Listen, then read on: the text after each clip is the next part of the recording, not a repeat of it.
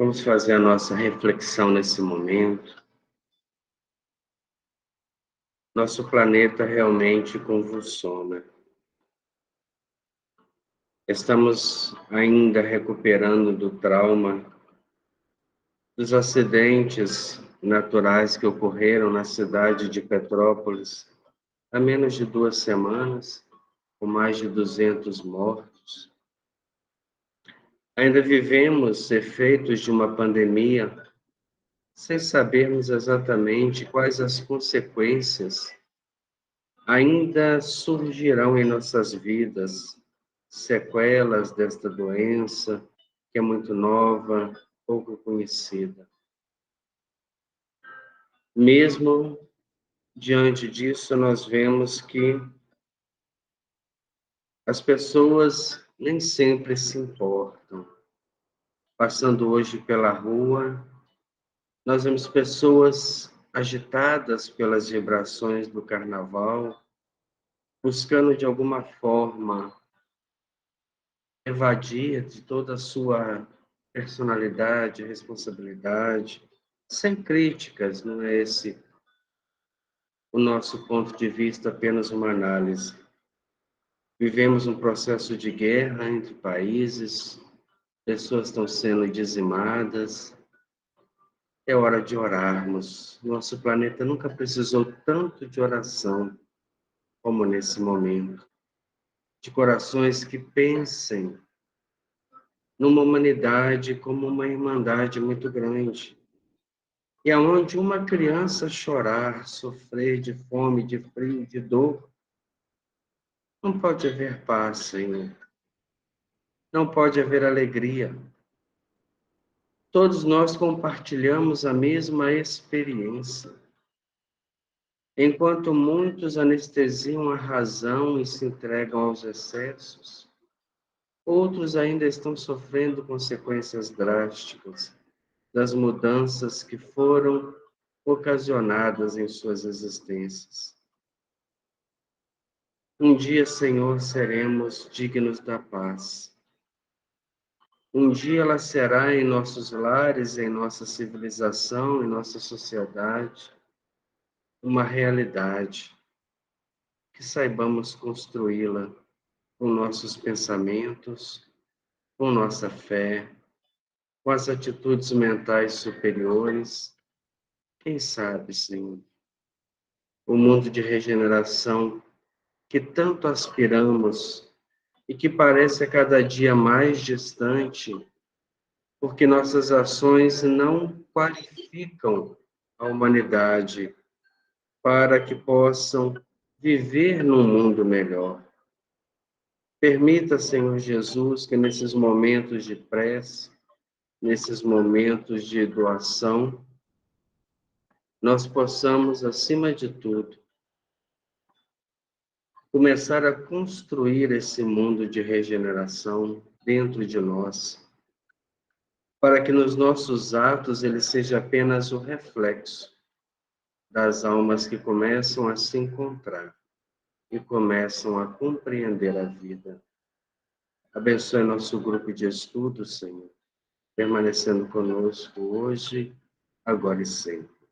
Que assim seja.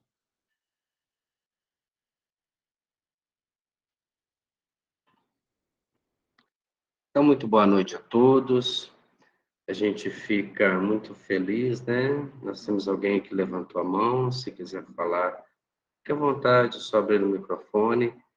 Você pode conversar com a gente durante o estudo ou emitir alguma opinião.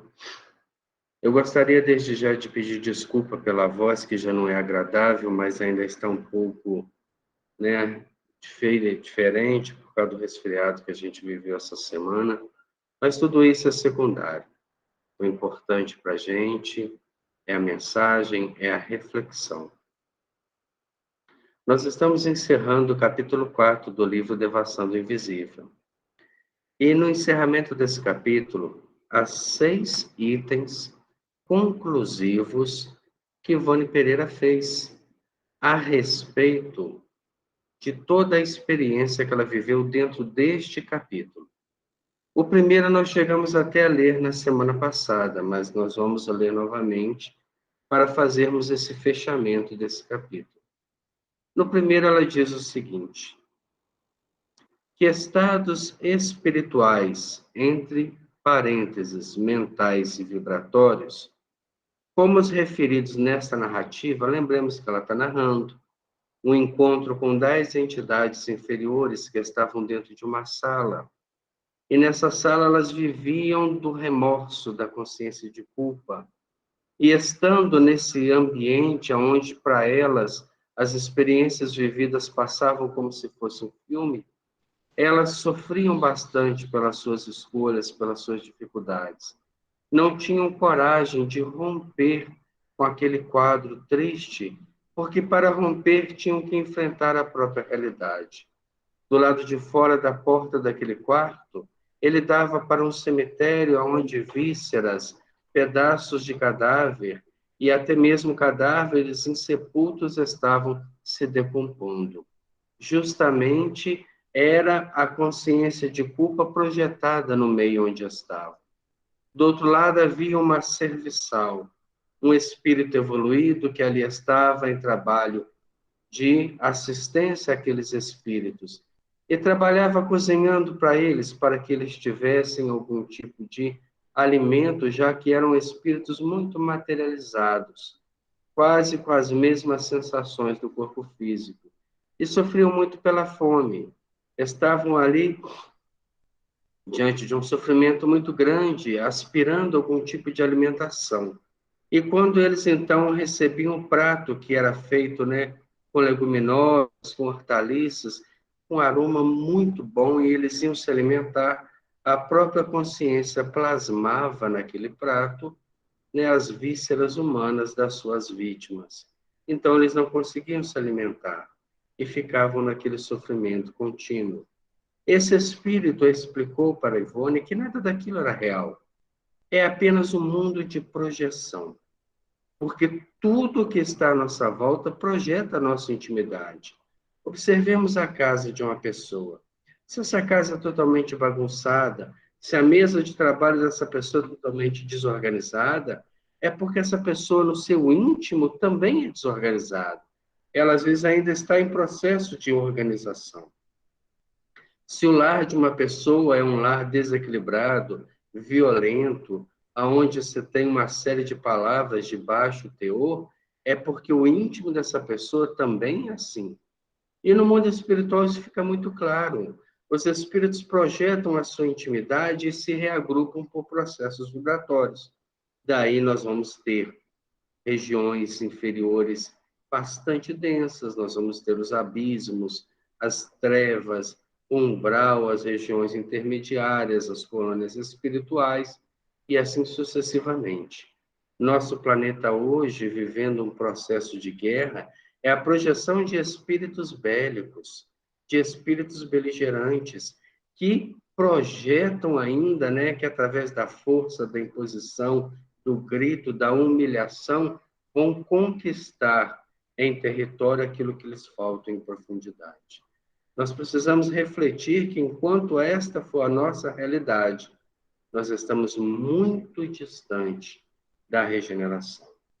E precisamos, nós que temos um pouquinho mais de compreensão da vida, trabalharmos para não entrarmos nessa onda do pensamento medíocre, da mediocridade do pensamento social.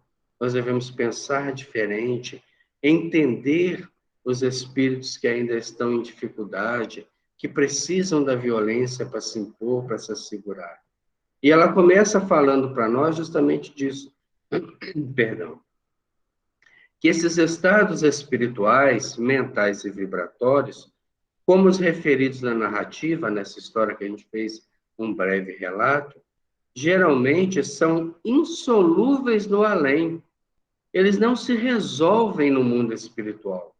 Porquanto, ainda que a entidade culpada permanecesse no espaço durante séculos, necessitaria de qualquer forma e em qualquer tempo de uma ou mais reencarnações sobre a Terra, uma vez que esse será o mais eficiente recurso concedido pelas leis eternas, a fim de tentar novas experiências para a corrigenda dos vícios, dos desvios mentais, das vibrações dos sentimentos, dos hábitos das ações, através das expiações e reparações necessárias.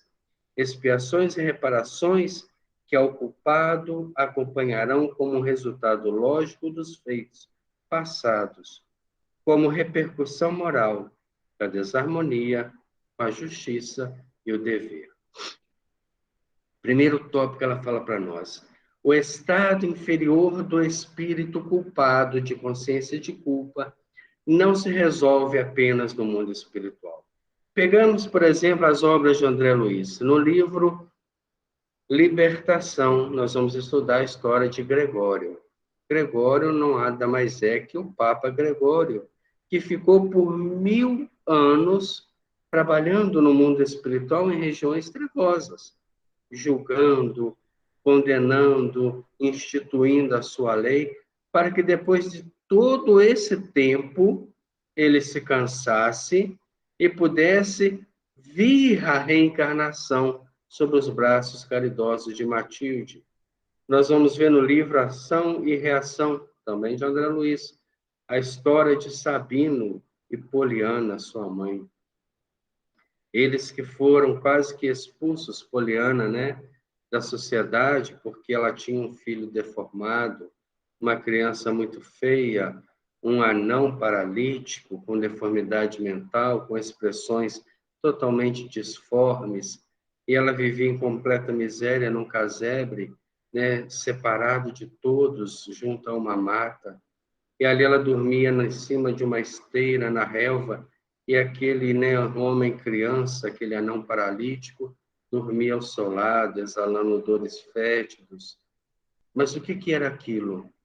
Era o princípio da recuperação de um espírito que por mais de 1000 anos vem reencarnando em grandes feitos da sociedade, pisando, ferindo, humilhando, matando, corrompendo-se, fazendo com que outros se corrompessem.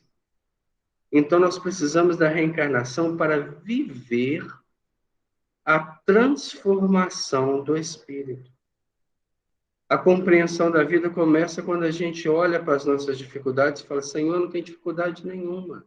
Nós temos um lar, temos alimento, temos família, temos orientação espiritual, temos tempo que a encarnação nos proporciona para reflexões profundas, para trabalhos de transformação. Nós somos espíritos privilegiados ou sem coragem de assumir encarnações ainda nessas condições.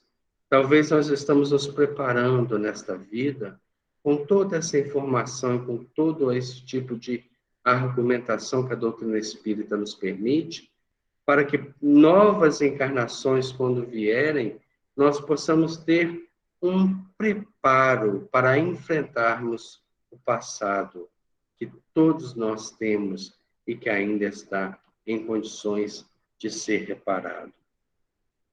Primeiro ponto: as questões espirituais, os estados mentais e vibratórios não mudam apenas no plano espiritual. Nós temos também numa obra de André Luiz, na casa transitória, quando o fogo purificador queima as construções mentais. É necessário uma tempestade no mundo espiritual para dizimar toda uma área, para que esses espíritos corram amedrontados para outras e aquele lugar possa ser renovado. Quando o nosso planeta habitar apenas espíritos com propensão ao bem, não quer dizer perfeitos, não quer dizer sem vícios, sem escolhas erradas, mas propensos ao bem, a projeção desses espíritos, o sentimento que eles projetam, o pensamento que eles projetam, fará uma ambiência em torno do planeta, aonde será extremamente agradável, bela, como já são as colônias que estão acima das regiões umbralinas, onde até mesmo o efeito da gravidade prende à terra o peso das vibrações de nossos pensamentos. Segunda conclusão sobre o capítulo. Que tais existências desses espíritos em consciência de culpa primarão pelas desventuras, visto que divorciados do bem, desde um passado remoto, tais entidades por si mesmas prepararão situações irremediáveis, como tantas observadas nas sociedades terrenas, onde a miséria e a dor e a desgraça desafiam toda a possibilidade de suavização. Então, o que ela está falando? Esses espíritos, quando retornam, eles encontram um quadro social difícil. Se nós pegarmos, por exemplo, o nosso planeta e observarmos que cada continente tem uma história, um quadro social, que cada planeta tem, perdão, que cada país tem o seu, que cada cidade tem a sua, o seu quadro, e às vezes nós temos lugares belíssimos, e em contrapartida, né, organizações habitacionais sem condição, sem um esgoto, sem uma estrutura de luz, de água, de internet, de conforto, o mínimo possível para que se tenha uma dignidade de vida. Por que isso acontece? Nós ainda trazemos muito a expiar. E a expiação promove uma diversidade social. Se observarmos, por exemplo, alguns países da África, nós vamos ver que são países destinados também a almas que estão em grandes expiações. Há ali grandes espíritos, pessoas que vão para lá como benfeitores, que cuidam daquelas crianças, que orientam a parte da saúde, a parte, né, da higiene pessoal, para evitar doenças, mas muitos que estão ali estão em processos expiatórios. Nós tínhamos há pouco tempo no Haiti, teve uma reportagem que mostrou que as crianças acostumaram a se alimentar uma vez a cada 2 dias. E nesse intervalo elas comiam uma mistura de barro com sal para sustentar o corpo físico, para ludibriar a sensação de fome. São espíritos em grandes tormentos. E nós, que devíamos ter empatia, no mínimo, com a aprovação dolorosa de nossos irmãos, desperdiçamos uma quantidade imensa de alimentos em nossa casa. Jogamos no lixo, não preparamos, não conseguimos distribuir. E o mundo, ele é feito, né? O universo é feito para viver em equilíbrio. Tudo aquilo que sobra num lugar, falta em outro, porque todos nós caminhamos para um equilíbrio universal. Enquanto está sobrando nas nossas compras, nas nossas, né, ao nosso almoço, no nosso jantar, há pessoas que, com aquela sobra, sustentaria a sua própria família. Então, é necessário repensar tudo isso. Nós não estamos também nessa condição privilegiados.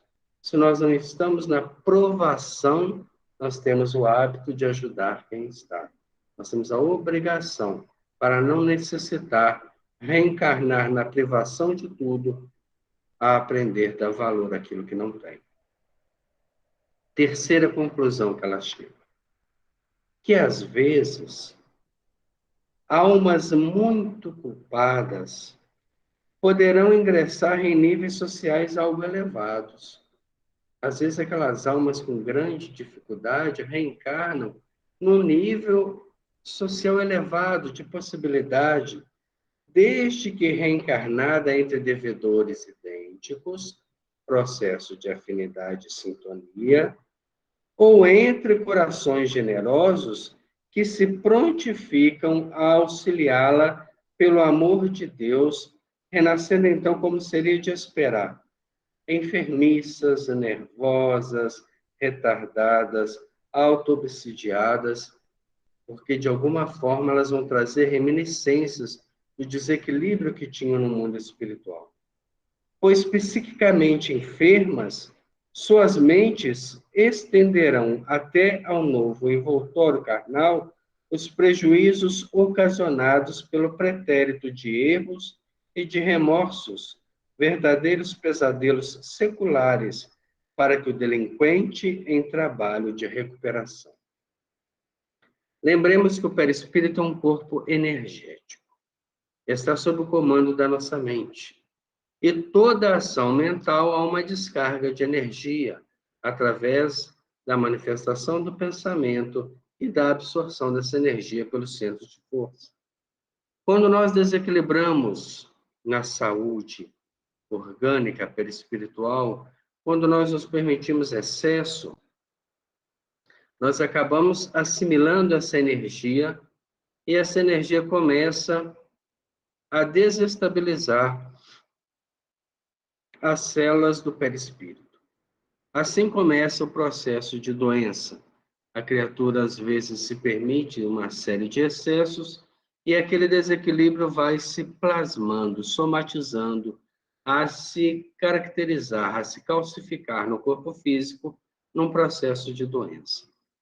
Desencarna o espírito e leva consigo o perispírito desequilibrado, que pode ser reequilibrado quando é um processo mais tranquilo, mas em casos de suicídio, de consciência de culpa, de criminalidade pesada, esses desequilíbrios, eles não vão ser reequilibrados no plano espiritual.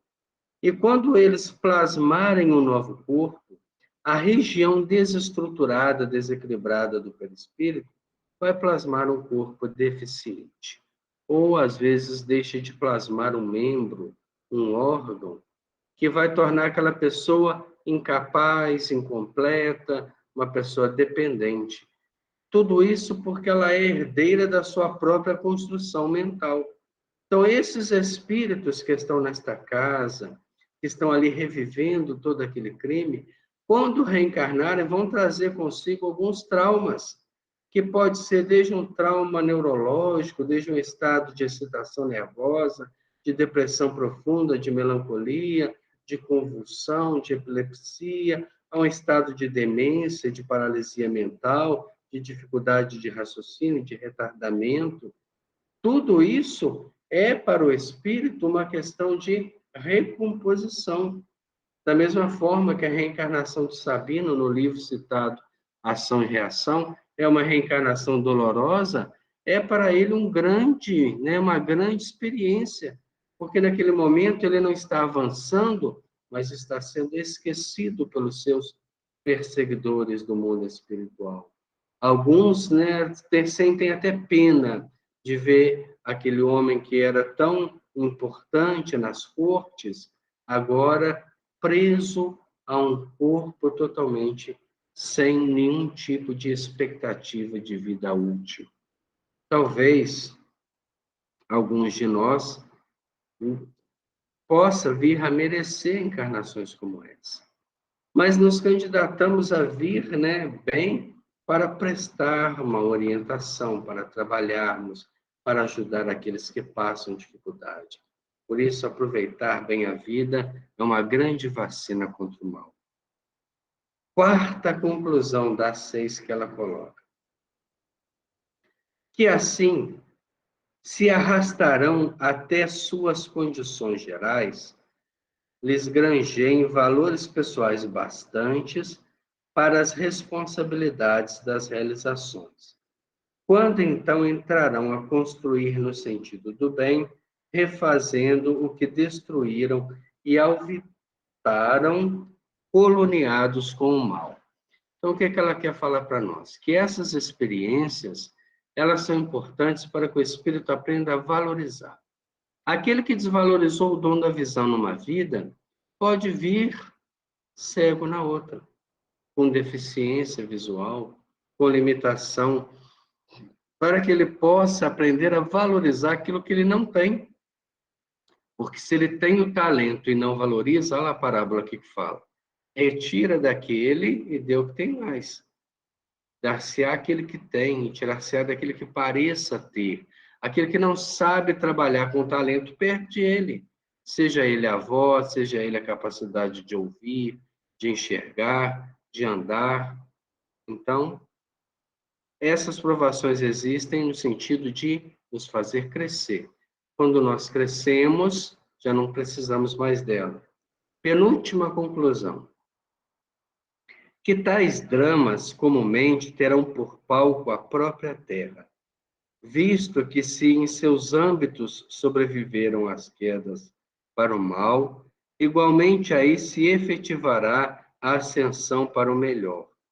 Por mais fácil a tarefa para o culpado e menos penosa a assistência a ele devida pelos seus tutelares, pois que as leis divinas aplicam quanto possível a sua misericórdia nesses lamentáveis casos.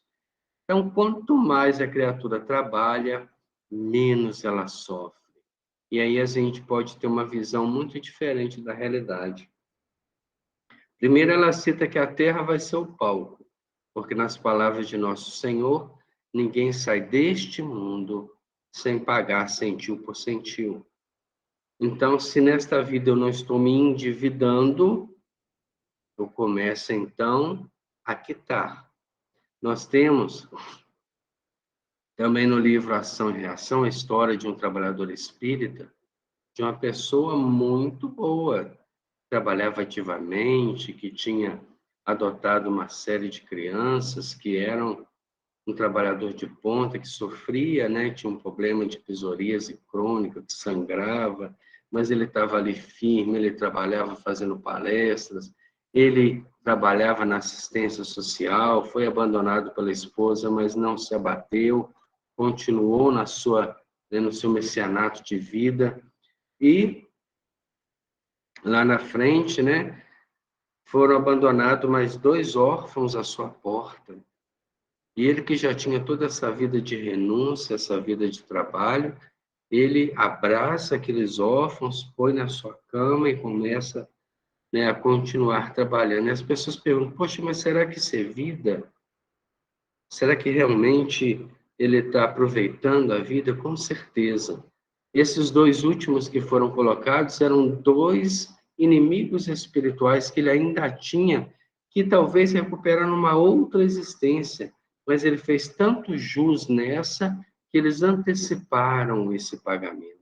Ele já tinha condições de quitar uma dívida maior e se aproximar assim da sua liberdade espiritual. E a última conclusão que ela coloca para nós diz o seguinte: e por tudo isso, para que um serviço de saneamento moral equilibrado e eficiente se imponha nas sociedades terrenas, trazendo termo às desordens e anomalias nela reinante, a fim de que o planeta se eleve à categoria de mundo regenerador, conforme definiu a revelação espírita, é que os servos do Senhor da espiritualidade se multiplicam em dedicação para a propagação na terra, como no espaço, da moral evangélica e da ciência, do mundo invisível. Únicas vias capazes de levarem o sentimento e a razão da alma a uma remodelação geral de si mesma, cumprindo, portanto, aos adeptos encarnados da terceira revelação incentivarem os trabalhos no sentido de uma estreita cooperação com aqueles que, sob a forma que a cada um for possível, nem que seja somente com o trabalho amoroso da prece, pois que será esta poderoso auxílio para o progresso das almas necessitadas de força para a reabilitação. Então, ela nos chama atenção nesse ponto, né? Aqueles que têm a terceira revelação podem e devem contribuir com aquilo que tem de melhor. Aqueles que têm a bênção da cultura, que direciona essa cultura dentro de princípios morais. Aqueles que têm o conhecimento da religiosidade, que vivam ela, que sejam ela, né? Deixe que as pessoas leem essa religião nos seus atos. Aqueles que não têm uma coisa ou outra, que se dediquem à prece. Há pouco tempo, conversando com uma pessoa, ele me disse, né, que às vezes a mãe acorda de madrugada e passa o resto da noite acordada. Então eu perguntei de curiosidade, mas o que ela faz nesse momento? Ela lê alguma coisa? Assiste algum programa que desvia o sono? E ele disse, não, ela quando acorda, ela começa a orar. E passa a noite inteira orando. E isso é algo fantástico. Eu comecei a imaginar as vezes que a gente perde o sono e reclama, né? Eu tenho que tomar um remédio para dormir, eu não posso ficar desse jeito, porque amanhã eu tenho que trabalhar, não posso estar cansado, não posso estar com sono. E às vezes se dopa aquelas medicações pesadas da vida, o Zolpidem, o Rivotril. Aí eu preciso dormir. Enquanto essa senhora que passava grande parte da noite acordada, tudo bem que ela já não tinha a necessidade de trabalhar no outro dia, de produzir, mas ela passava orando. E ela ocupava muito melhor o tempo. Esses dias que a gente estava passando por esse processo de resfriado, às vezes acordávamos à noite e lembrávamos dessa senhora. Então começamos também a orar, a conversar com a noite, com as estrelas, com a lua, com a brisa da noite, numa tentativa de ser útil até mesmo nas menores proporções que a gente tem, para que a espiritualidade possa encontrar realmente um apoio daqueles que conhecem essa terceira revelação, que pode e deve promover o espírito à condição de um herdeiro do mundo de regeneração. Encerrando o capítulo, ela escreve para nós. Já à frente do corpo carnal, estirado semi-morto sobre o leito, interrogamos ousadamente a nobre entidade protetora, o que, conforme anotamos, não é frequente ao médium tentar. Então, quando ela voltou do transe, vendo o corpo deitado, ela toma coragem e pergunta ao Dr. Bezerra, que acompanhou ela nessa viagem, a respeito disso tudo. Ela pergunta, e os pecadores a quem visitamos? Perdão. Eles se alimentam realmente conforme o entendimento humano? Porque eles estavam com fome, o espírito está lá cozinhando, fazia um prato. Será que eles alimentam mesmo? Precisam da digestão, daquele movimento peristáltico, do movimento, né, natural da alimentação? Que se me figurou ali o delicado almoço, uma vez que este será mero produto físico terreno. Ela viu, havia um almoço. Tudo bem, é criação mental. Mas e aí? Como é que funciona isso? Ela pergunta ao Dr. Bezerra. Ele acariciou paternalmente a cabeça, como é um antigo hábito, impelindo-nos docemente para o retorno à vida corporal, despertando-nos da letargia, respondeu. Sorridente e bondoso, recordando o diapasão da resposta do mestre Nazaré nas indagações do senador Nicodemos, que o visitara dentro da noite. Diz para ela o doutor Bezerra, ó, tu que te dizes espírita e médium e desconhece tão importante a tese doutrinária, vamos lembrar lá no início do capítulo. Como é que ela abre para nós esse capítulo? Com essa resposta dessa pergunta. Vamos voltar aqui um pouquinho.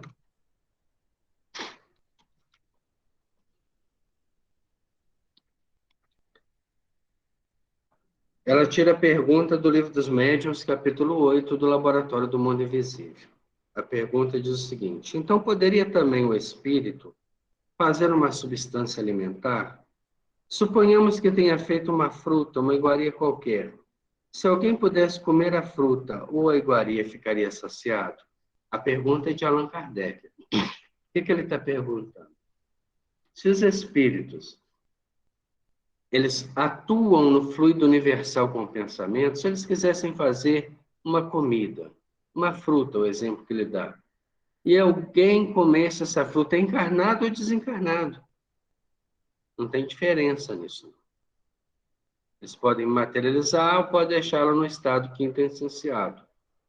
Se eles comessem, eles ficariam saciados? Resposta: ficaria sim, mas não procure tanto para achar o que é tão fácil compreender. Um raio de sol basta para tornar perceptível aos vossos órgãos grosseiros essas partículas materiais que enchem o espaço onde viveis. Não sabeis que o ar contém vapores d'água? Condensa-os e fará voltar ao estado normal. Priva-as de calor e eis que as moléculas impalpáveis e invisíveis se tornarão um corpo sólido, bem sólido. E assim muitas outras substâncias que os químicos tirarão maravilhas ainda mais espantosas. Então, ela abre o capítulo com a resposta da pergunta que ela faz lá no final. Então, no mundo espiritual, a alimentação há, com certeza, principalmente nos círculos próximos da Terra. Nós temos, por exemplo, em nosso lar, serve sopa, frutas cítricas, nós temos fábricas de alimento, porque há alguns ministros que trabalham, né, muito próximo da região da Terra, apenas aqueles que estão mais acima não se alimentam mais, utilizam apenas a respiração como alimento. Então a gente passa a observar que há no mundo espiritual muita proximidade com a nossa realidade. E no umbral não é diferente. André Luiz, quando passou pelo umbral, ele sorvia, né, o lodo para poder tirar a água. Alimentava-se da grama, dos matos que encontrava, porque a fome o corroía. Ele pensava que ia morrer de fome, mas já estava morto. Procura, diz o doutor Bezerra, não responde para ela assim de imediato.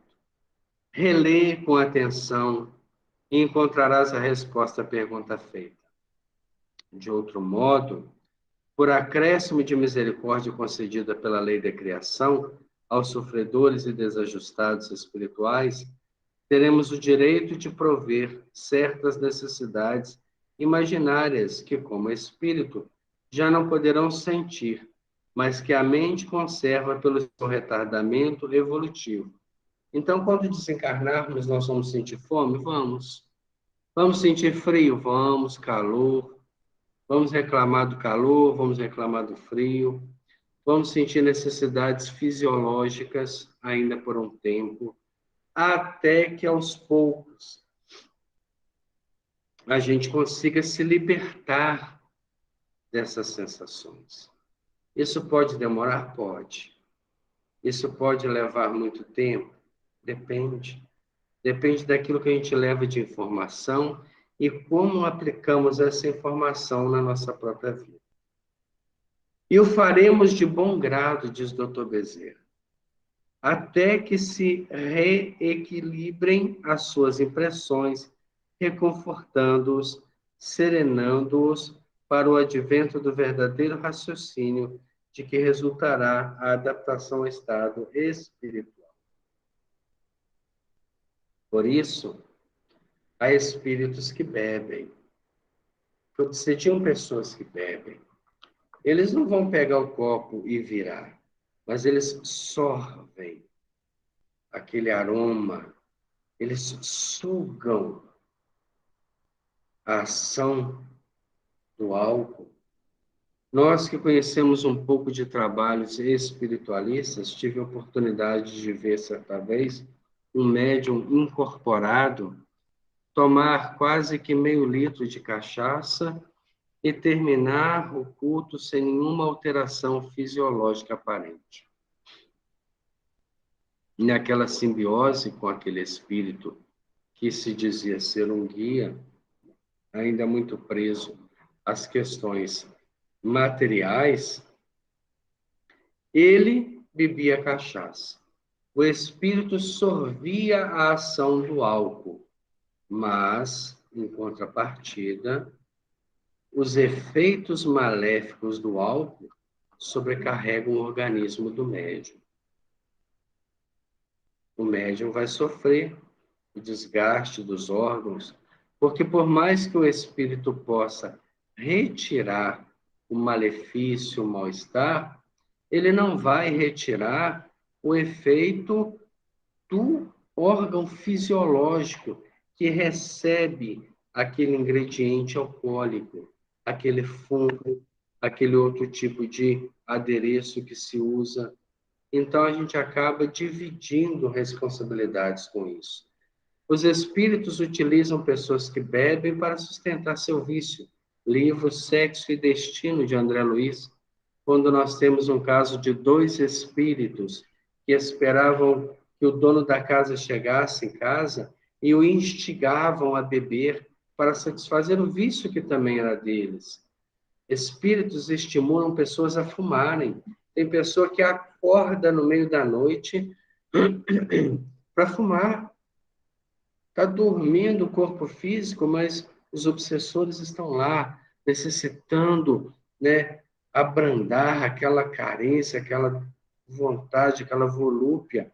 Então, ele desperta, vai até a janela, acende o cigarro e dá aquela baforada.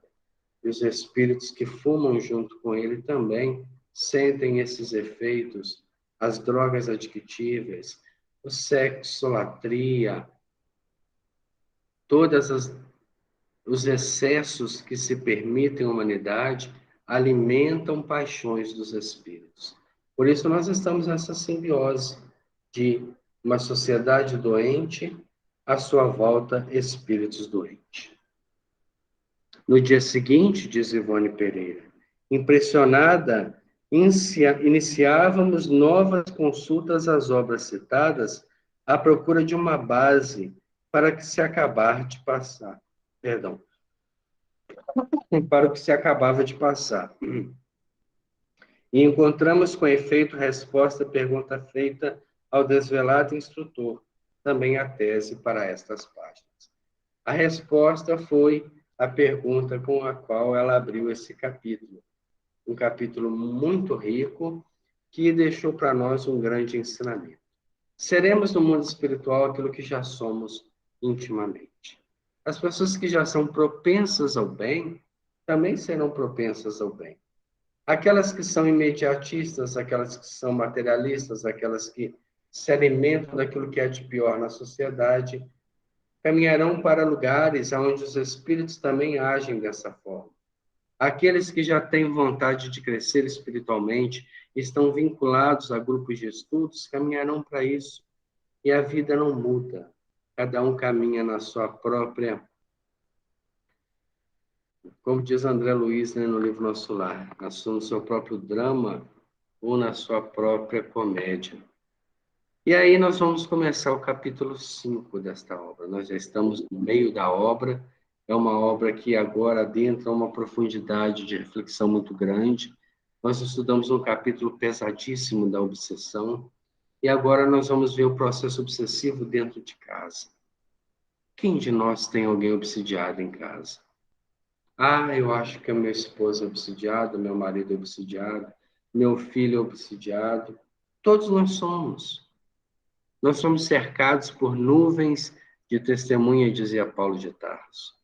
E os espíritos que estão à nossa volta, na nossa casa, no nosso trabalho, eles são espíritos que são convidados a ficar conosco pelo nosso pensamento. Não adianta eu escrever o nome num papel e enviar para a desobsessão. Ah, não, me ajuda aí que eu estou com um processo obsessivo. Toda a sociedade terrena está obsidiada.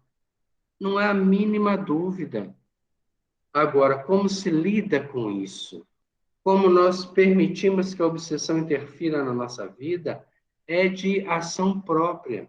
Não é o trabalho espiritual da casa espírita que vai me libertar do espírito. Ah, mas eu estou padecendo uma obsessão terrível. Aí tá, faz o trabalho espiritual, conversa com o espírito, ele se sensibiliza e me abandona, mas eu não mudo os meus valores, eu não mudo a minha conduta e acaba atraindo um outro, talvez muito pior do que aquele primeiro. E esse, então, começa a desestruturar toda a minha vida, toda a minha família. Então, nós temos que acordar. O que é obsessão? Convívio com espíritos. Se nós temos mais de 7 bilhões encarnados, mais de 28 bilhões desencarnados. Grande maioria desses, talvez em torno de 70%, em condições humanas inferiores, que estão agora buscando opções, viver experiências porque estão fora do corpo físico. Não se libertaram do materialismo, das dificuldades, das vontades, das necessidades, e agora começam a procurar comparsas para dividirem com eles essas mesmas vontades e poderem se alimentar da fragilidade moral desses espíritos. Ela começa o capítulo intitulado, capítulo 5, Mistificadores, obsessores.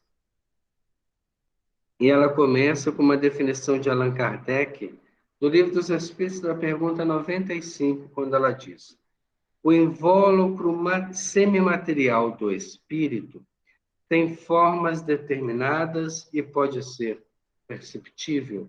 É a pergunta 95 do Livro dos Espíritos. E os Espíritos dizem: tem a forma que o espírito queira. Primeira resposta. O perispírito é plástico. Ele pode aparentar como o corpo físico, e geralmente aparenta, porque ele fica nessa forma durante um tempo, e à medida que o corpo vai envelhecendo, ele vai tomando aquela forma, mas tão logo a pessoa desencarna e toma consciência, ela pode remoçar essa aparência. Então, no mundo espiritual, eu não preciso usar óculos, eu não preciso ter bengala, eu não preciso ter pé de galinha, né? A gente faz a cirurgia plástica natural, porque rejuvenesce. Ninguém precisa ficar desdentado, ninguém precisa ficar careca. Nós podemos rejuvenescer de acordo com a vontade. Mas se sabendo disso, com esta realidade espiritual, nós entregamos a nossa mente ao comando de obsessores, eles também podem nos moldar, fazer que a gente tenha uma aparência deformada, uma aparência assustadora, uma aparência, né, mitológica, fazendo com que a gente possa ter uma aparência de animal e se portar como animal. Por isso que o perispírito, sendo plástico, ele está sob a ação de uma mente. Se não é da nossa, é de alguma mente que nos comanda. Aí entra os processos de hipnose espiritual. Tem a forma que o espírito queira, é a primeira resposta. É assim que este vos aparece, às vezes, quer em sonho, quer no estado de vigília, e que pode tomar forma visível e mesmo palpável. Então, o que os espíritos respondem? O perispírito é aquele que aparece para a gente no sonho. Poxa, eu sonhei com uma pessoa que já desencarnou. O que apareceu ali para mim? O perispírito. É a forma com que ela vive hoje. Poxa, mas ela pareceu muito mais nova, porque ela já entendeu esse processo mental e vai se libertando das dificuldades, da decrepitude que é orgânica. Mas ela pode parecer de qualquer forma. Então, um obsessor pode parecer como uma pessoa conhecida? Pode. E a minha vigilância, a minha falta de oração, pode acreditar que realmente eu tive um encontro com determinada pessoa, mas que, no fundo, o comportamento era diferente daquilo que eu acreditava ser. O estudo do perispírito está vinculado ao capítulo 14 da Gênese, quando estudamos a lei dos fluidos. Todo fluido cósmico universal sofre a ação da nossa mente. Estudamos nessa obra, capítulo 2, como se vestem os espíritos, como é que se plasma uma roupa, como é que se constrói uma casa. Esse mesmo fluido que compõe tudo isso, compõe nosso perispírito. Então, se eu chegar no mundo espiritual, e pensar na minha própria estrutura e melhorar ela, eu vou conseguir, de certa forma, sim. Iluminar ela, não. há limites. A iluminação não é externa, ela é interna. É necessário que esse fluido deixe de ser denso para que a iluminação que está dentro dele venha à tona. E isso eu não consigo fazer mentalmente. Isso eu consigo fazer moralmente. Quando eu for um espírito moralizado, o perispírito vai ser translúcido. E a luz vem de dentro e toma forma. Lembremos da transfiguração do Mestre, quando os discípulos viram como um sol, como uma luz que os deixou cego. É a luz espiritual do sentimento que tudo pode. Nós estamos muito distantes. É preferível um perispírito denso, que esconde um pouco aquilo que somos, como o corpo físico faz. O corpo físico nos dá uma impressão de pessoas boas, de pessoas educadas, de pessoas sociais. O corpo perispiritual já demonstra, pela sua densidade, o nível de pensamento. E nem sempre é um nível de pensamento agradável. É chamado hálito mental, aquilo que nós exalamos e que os espíritos de longe reconhecem a nossa intimidade, a nossa verdade. Começa ela escrevendo para nós esse capítulo.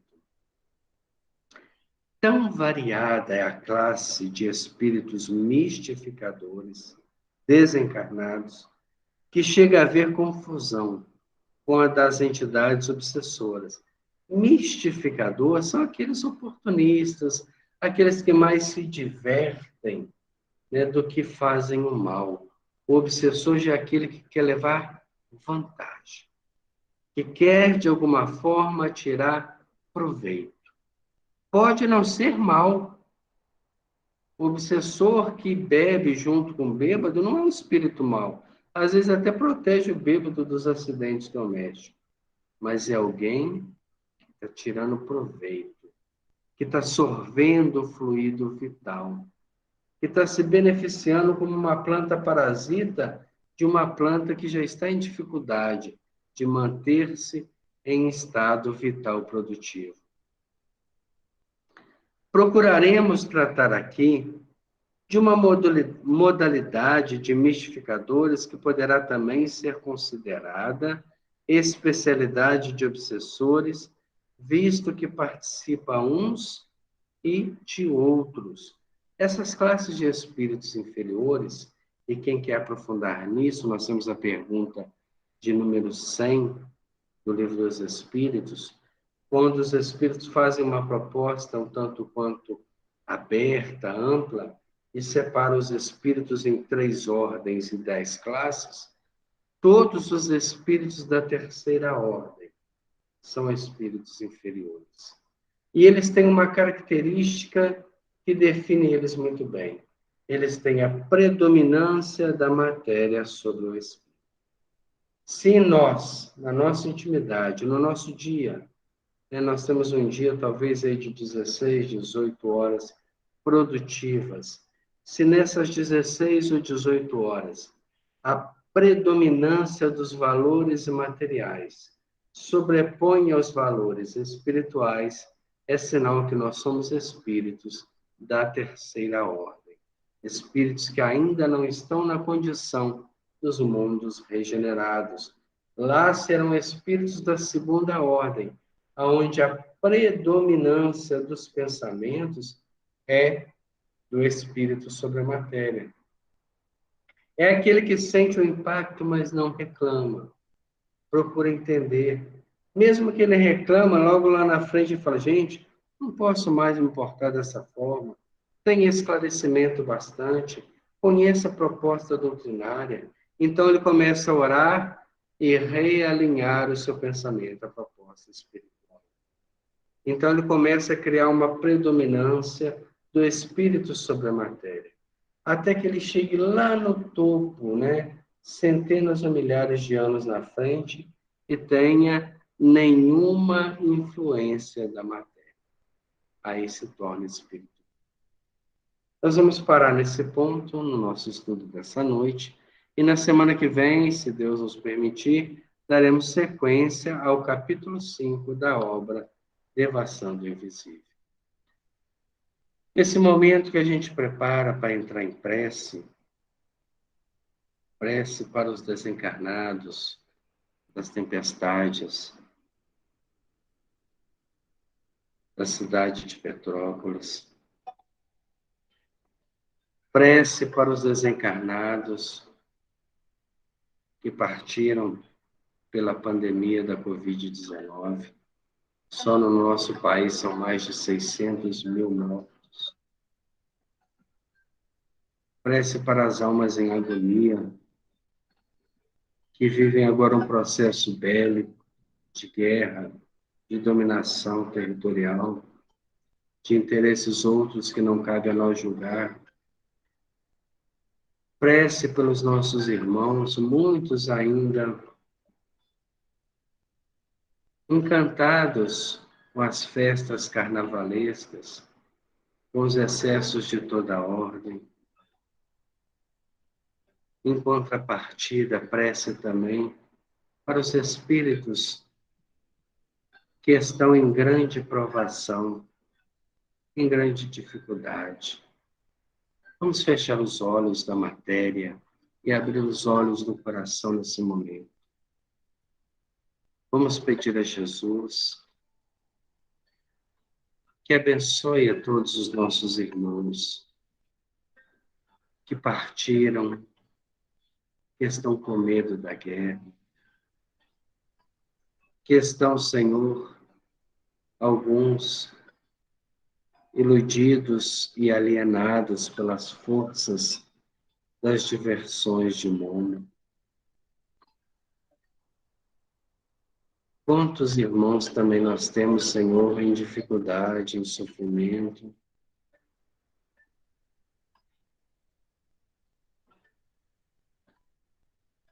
Que as suas mãos misericordiosas, Senhor,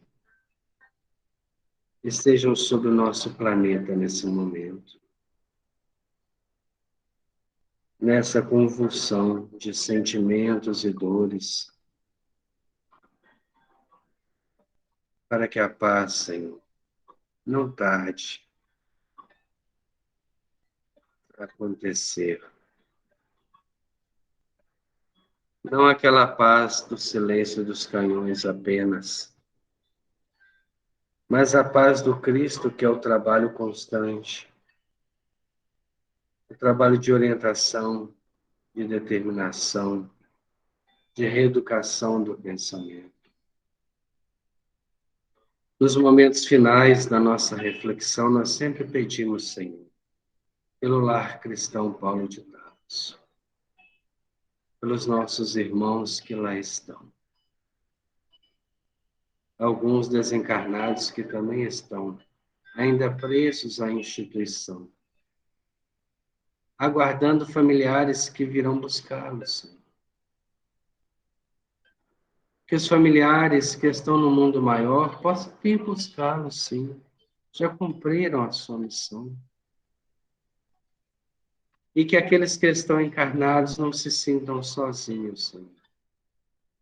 Sintam o calor do nosso abraço, da nossa oração e do pedido a Jesus para que estejam em paz.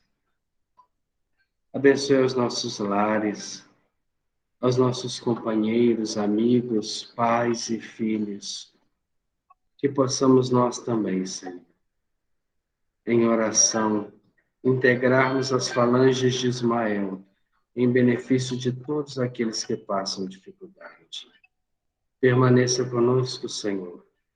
Dai-nos a paz e a segurança, que junto a Ti não tememos o mal, muito pelo contrário, temos a certeza e a confiança que trabalharemos pela construção de um mundo melhor. Que Deus, na sua misericórdia divina, lembre-se de nossa sociedade, que às vezes tão distante em pensamento, procura ainda outros valores para suprimir aquilo que lhe falta em intimidade. Abençoe-nos, Senhor, abençoe a nossa semana, e tenhamos paz e tranquilidade em nossos dias. Muito obrigado por tudo, Senhor. Fique conosco hoje, agora e sempre. E assim seja. Graças a Deus.